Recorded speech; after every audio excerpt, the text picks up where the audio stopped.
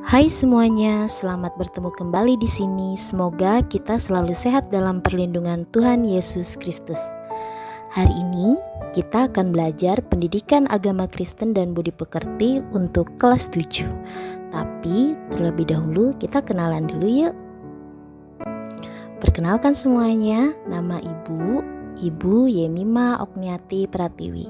Kalian bisa panggil dengan Ibu Yemima saja. Salam kenal semuanya.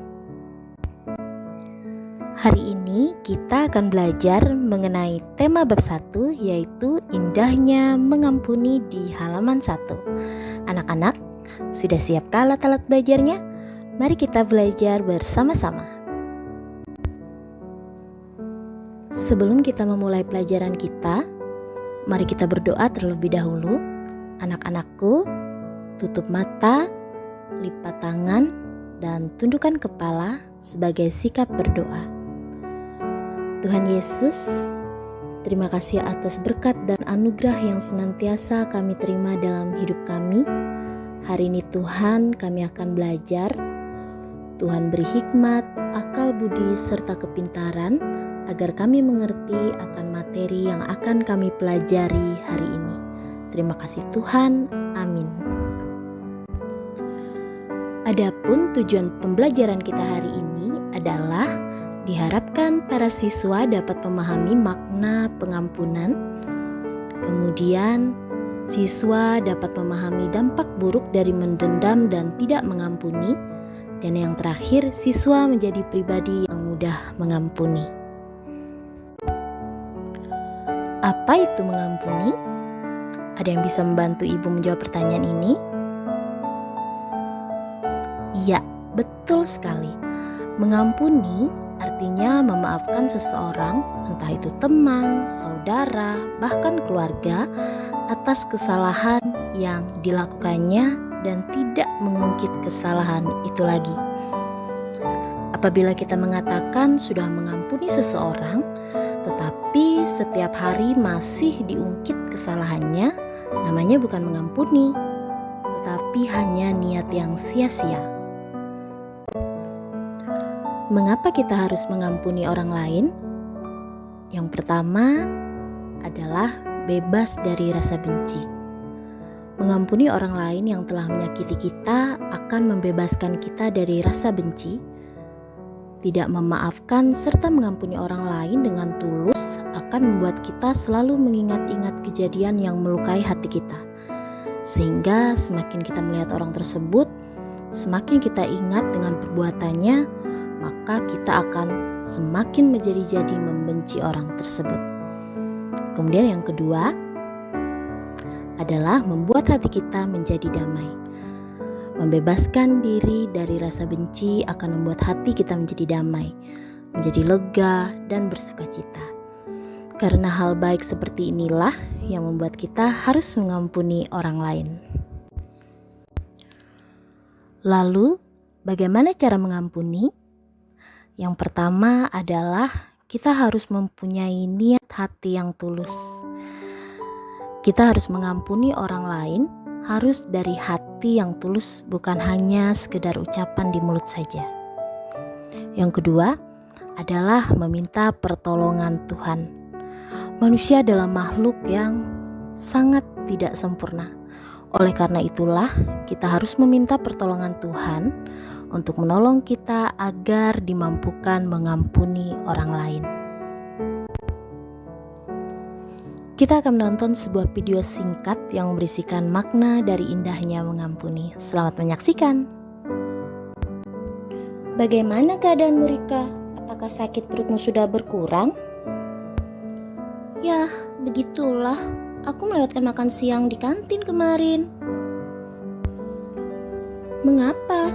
Bukankah kau ada mah? Kenapa bisa melewatkan makan siang?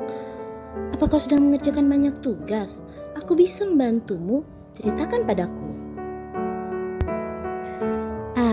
Bukan tugas. Aku tidak mau ke kantin karena di sana ada Mia. Kau ingat Mia tidak? Dia pernah menghinaku. Walaupun dia sudah minta maaf, aku sangat dendam padanya. Hah? Jadi hanya karena kamu dendam padanya, Lalu kamu melewatkan makan siang dan menjadi sakit begini. Coba lihat apa dampak buruk dari sikapmu ini. Bukankah dia sudah minta maaf dan menyesali perbuatannya padamu? Ayolah, jangan seperti ini. Tapi aku benar-benar tidak suka harus bertemu dengannya di kantin, membuatku tidak nafsu makan saja. Kamu tahu tidak pelajaran kita hari ini tentang indahnya mengampuni? Intinya adalah mengampuni orang lain yang bersalah kepada kita bukan berarti kita dengan mudah melupakan hal tersebut atau merelakan masalah tersebut. Mengampuni orang lain itu untuk diri kita sendiri agar hati kita menjadi damai, bukankah begitu? Betul juga. Seharusnya aku tidak boleh melakukan hal seperti itu. Menghindari Mia sampai sakit begini sangat merugikan. Terima kasih Pia, kamu memang sahabat terbaikku. Sama-sama sahabatku, besok jangan melewatkan makan siang lagi ya. Aku sedih kalau kamu sakit begini. Siap bos.